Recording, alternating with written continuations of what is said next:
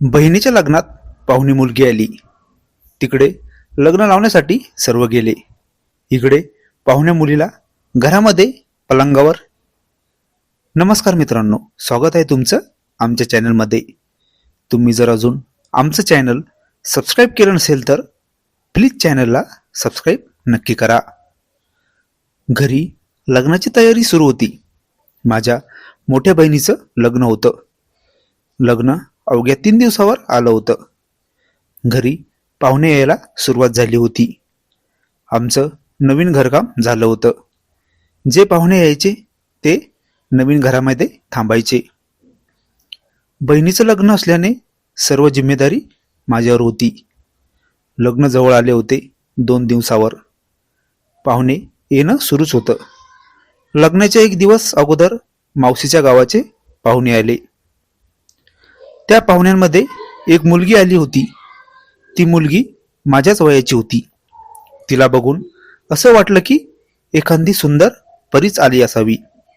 तिने घातलेला काळ्या रंगाचा ड्रेस, त्या ड्रेसमध्ये तिचा गोरा रंग. मी आता फक्त तिच्या अवतीभोवती फिरत होतो. तिचं नाव स्वाती. तिला बघून मी आता इशारे करू लागलो होतो. तिला माझे इशारे समजले आणि जेव्हा तिने पण मला इशारा केला तेव्हा तर माझ्या मनात कसं तरी झालं. मला वाटलं नव्हतं की ती एका दिवसात मला रिप्लाय देईल. आता तिला एकांतात कसं भेटावं कळेना. रात्रीच्या वेळी गच्चीवर जाता जाता तिला मध्येच अडवले आणि तिचा हात धरून जवळ ओढले. तिचा स्पर्श होताच मनात जणू फवारे उडू लागले. क्षणभर तिला मिठीत घेतलं. नंतर ती म्हणाली, इथे कोणी बघेल आपल्याला. तिला मिठीत घेतल्यानंतर मी जणू तिच्यासाठी वेडाच झालो होतो.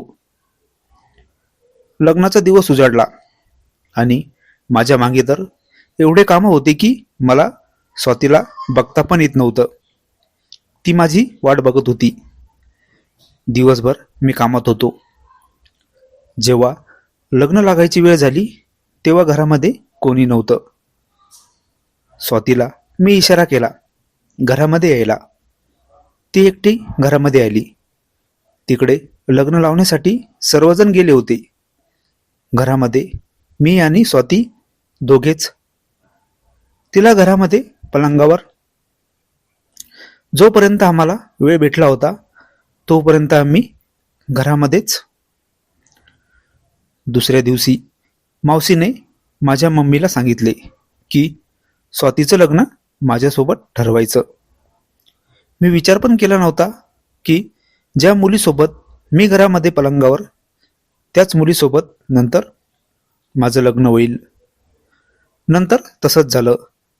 1 वर्षानंतर माझं आणि स्वातीचं लग्न झालं.